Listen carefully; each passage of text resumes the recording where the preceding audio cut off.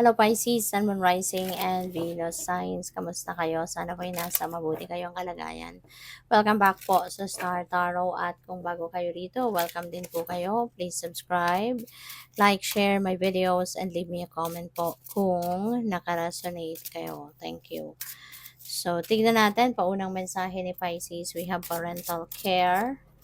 We have get some rest kasi baka pagod na kayo. And you need support. Alright, you may need some support ngayon. Kung dati, kayo yung sumusuporta, kayo laging tumutulong, kayo yung nag-a-assist sa mga tao. Ngayon, maaring kailangan nyo naman ngayon ng tulong. Kailangan mo ng suporta sa ngayon in any way, shape, or form. Kasi nga, baka pagod na kayo. No? Maaring kailangan mo mag-delegate muna ngayon ng trabaho ninyo. I-delegate muna sa iba yung iba ninyong responsibility or obligations, no? So that you can rest. Okay? Get some rest kasi hindi po pwedeng ma-drain ang energy mo. Hindi po pwedeng ma-drain yung lakas mo. Okay? Kasi alam mo na, health is wealth. 'Di ba? At papaano mo rin magagampanan no, yung trabaho mo or yung mga obligasyon mo, responsibilities if you're not feeling well.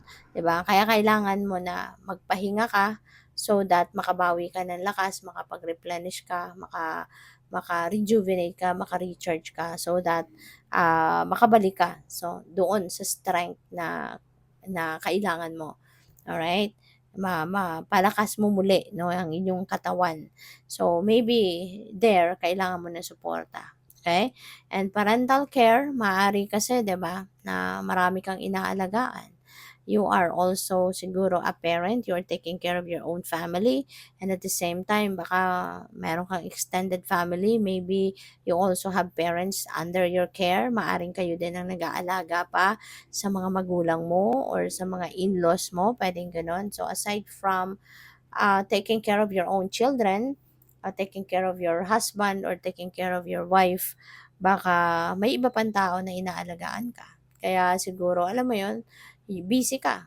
You're here and there kasi ang dami mong obligasyon at responsibilities on your shoulder. No? Kaya ngayon, pahinga ka, humingi ka muna ng tulong sa iba. Alright?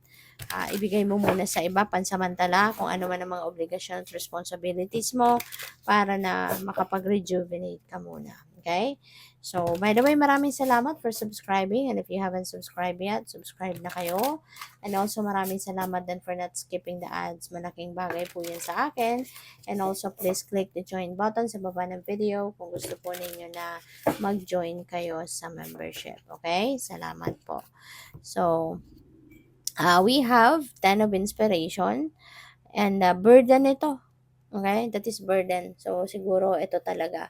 Kaya kailangan ninyo ng pahinga kasi pagod na kayo, hirap na kayo. Maybe you are definitely, ang dami mong bitbit no, sa balikat mo. Lahat siguro na lang, 'di ba?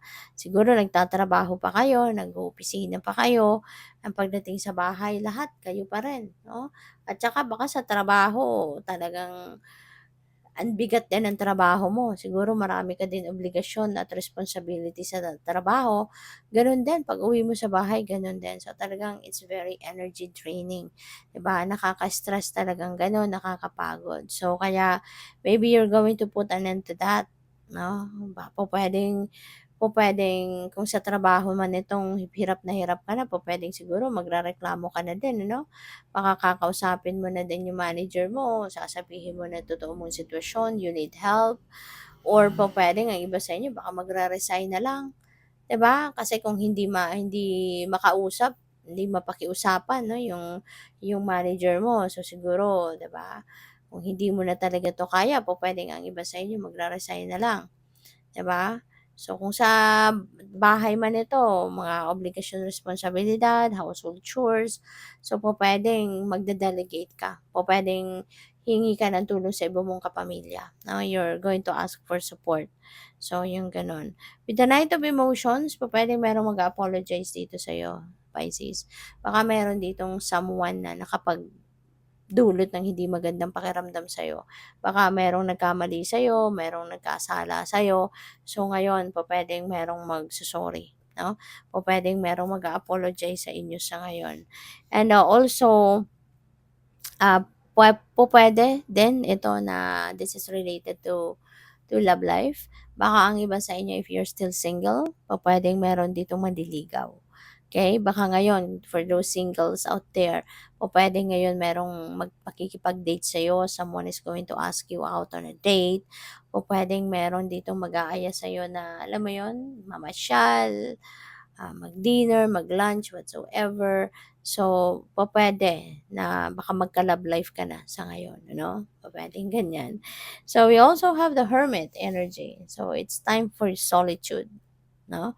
It's time for solitude. Pupuwedeng kailangan mo talaga na magpahinga and at the same time, kailangan mo na muni-muni, mag-isip-isip.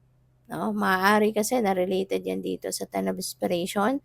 Kailangan mo pag-isipan mabuti what's the next move na kailangan mong gawin na that will be beneficial for you. Kasi po pwedeng hirap ka na dito sa ginagawa mo. Hirap na hirap ka na sa trabaho mo. Maaaring nararamdaman mo na nako, kung magtatagal pa ako rito, baka magkasakit na ako dito. Kung magtatagal pa ako sa trabahong ito, baka kung ano na mangyari sa katawan ko.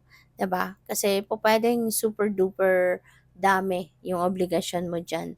Kaya that is something na kailangan mong pag-isipan, alright? Pag-isipan mong mabuti, ask for guidance, ask God for enlightenment, for guidance, okay? Hingin mo 'yan para, ma-figure out mo kung ano, yung dapat mong gawin, kung ano yung, mahalaga, okay? So, we also have Five of Voices. Nalilito ka talaga, Pisces. You are getting so confused. With the Five of Voices, this could be an internal conflict. Now, this is inner conflict. So, siguro din kasi, kunyari, kung trabaho nga ito, 'di ba? If this is a work situation na nahihirapan ka na talaga, maaaring nalilito ka ngayon talaga. Kasi maybe you love this job. Maybe gustong-gusto mo din yung trabahong ito, yung opisinang ito. Baka you have developed a beautiful relationship with the people around here, 'di ba?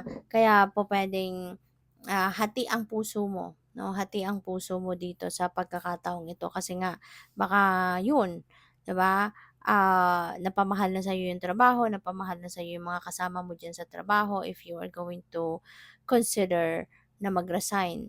'Di ba? Kaya may internal conflict ito. Internal conflict ang nararamdaman mo dito. Kaya you really need enlightenment. You really need clear direction dito, clarity of thought. Okay? So magdasal ka, ipagdasal mo yan. Kung meron kang ganitong sitwasyon, ipagdasal mo yan. Okay? So that you will be enlightened. Alright?